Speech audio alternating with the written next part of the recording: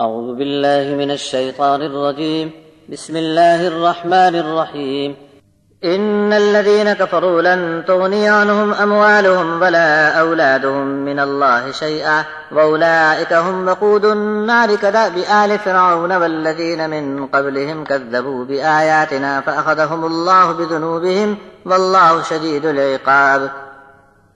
قل للذين كفروا ستغلبون وتحشرون إلى جهنم وبئس المهاد.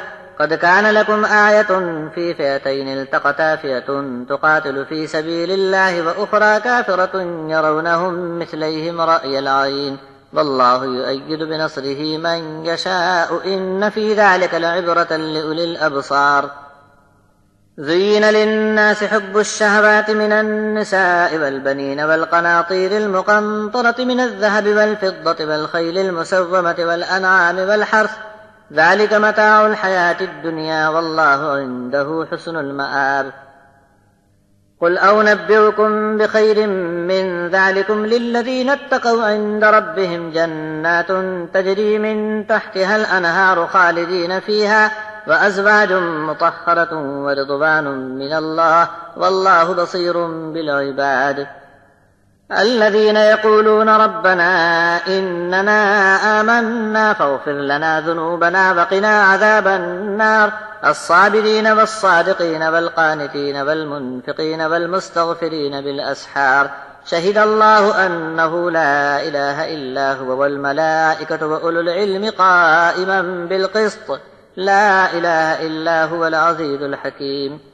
إن الدين عند الله الإسلام وما اختلف الذين أوتوا الكتاب إلا من بعد ما جاءهم العلم بغيا بينهم ومن يكفر بآيات الله فإن الله سريع الحساب. فإن حاجوك فقل أسلمت وجهي لله ومن اتبعن وقل للذين أوتوا الكتاب والأميين أأسلمتم فإن أسلموا فقد اهتدوا وإن تولوا فإنما عليك البلاغ واللہ بصیر بالعباد. منکروں کو اس دن ان کا مال اور ان کی اولاد اللہ کے حضور کچھ بھی کام نہیں آئیں گے اور ایسے لوگ آگ کا ایندھن بنتے رہیں گے. جیسی درگت بن گئی فرعون والوں کی اور ان کے پہلے لوگوں کی، ان سب نے ہماری آیات کو جھوٹ جانا، پھر اللہ نے ان کے گناہوں کے سبب ان کو پکڑ لیا اور اللہ کی پکڑ بہت ہی سخت ہے. منکروں سے کہہ دو کہ تم عنقریب کچل کر دھکیل دیے جاؤ گے جہنم کی طرف، اور کیا ہی بری جگہ ہے جہاں تم کو جمع ہونا ہے. ابھی ایک نمونہ تم پا چکے ہو جب دو فوجیں آپس میں ایک دوسرے سے بھڑ گئیں. ایک فوج اللہ کی راہ میں لڑتی تھی اور ایک انکاری ٹولہ تھا جو دیکھ رہا تھا اپنی ٹولی کو کھلی آنکھ سے دگنا. اللہ زور عطا کرتا ہے اپنی مدد کا جس کو چاہے. آنکھ والوں کے لیے اس واقعے میں بڑی عبرت ہے. انسان مزے لینے کی لت میں ریچھ گئے ہیں عورتوں اور بیٹوں پر. جوڑ کر رکھا ہوا مال، سونے اور روپیے کے ڈھیر اور چنے ہوئے گھوڑے انہیں بہت پسند ہیں. اسی طرح مویشی اور کھیتیاں بھی، یہ اس پار کی زندگی کا حقیر سامان ہیں، اور اللہ کے پاس پلٹ کر جانے پر اس سے بھی بہتر سامان اور خوبصورت جگہ ہے. کہو کیا میں تم کو بتا دوں بہترین چیزیں کیا ہیں ان لوگوں کے لیے جو اللہ تعالیٰ کی نافرمانی سے بچ کر چلے. تب ان کے رب کے یہاں باغات ہیں جس کے تلے نہریں ہیں، وہاں ہمیشہ ہمیشہ کے لیے وہ رہیں گے، اور پاک ستھری بیویاں، اور اللہ تعالیٰ کی طرف سے کھلی رضامندی کا اعلان، اور اللہ تو بندوں کو اچھی طرح دیکھ رہا ہے. جو یہ کہتے ہیں اے ہمارے رب ہم ایمان لائے پس ہمارے گناہ بخش دے اور ہم کو آگ سے بچا لے. جو صبر کو ڈھال بناتے ہیں اور سچ بولتے ہیں اور اللہ کی تعظیم بجا لاتے ہیں اور خرچ کرتے ہیں اور رات کے آخری حصے میں اپنے گناہوں کی معافی مانگتے ہیں.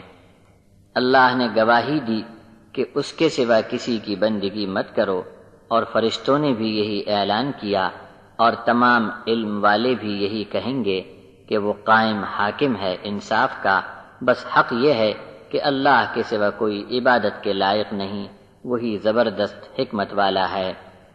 بے شک اللہ کے پاس قبول ہونے والا دین صرف اسلام ہے، یعنی تابع فرمانی والا دین، اور کتاب پانے کے بعد اور علم پانے کے بعد جن لوگوں نے آپس میں اختلاف کیا اور ضد میں آ کر یہ حرکت کی، اور جو کوئی بھی انکاری ہوا اللہ کے حکموں سے، تو اللہ بہت جلد حساب لینے والا ہے۔ پھر بھی یہ لوگ اگر آپ سے جھگڑا کریں تو کہہ دو کہ اللہ کے حضور میں نے تو اپنا سر جھکا دیا ہے اور میرے ساتھیوں نے بھی، اور ان اہل کتاب سے جو کتاب پڑھنا نہیں جانتے کہہ دو کہ کیا تم اللہ کے تابع ہوتے ہو؟ بس اگر یہ لوگ بھی گردن جھکا دیں تو راستہ پا لیں گے، اور اگر نہ مانیں گے تو آپ کے ذمے صرف پہنچا دینا ہے، اور اللہ اپنے بندوں کو خود ہی دیکھ لے گا۔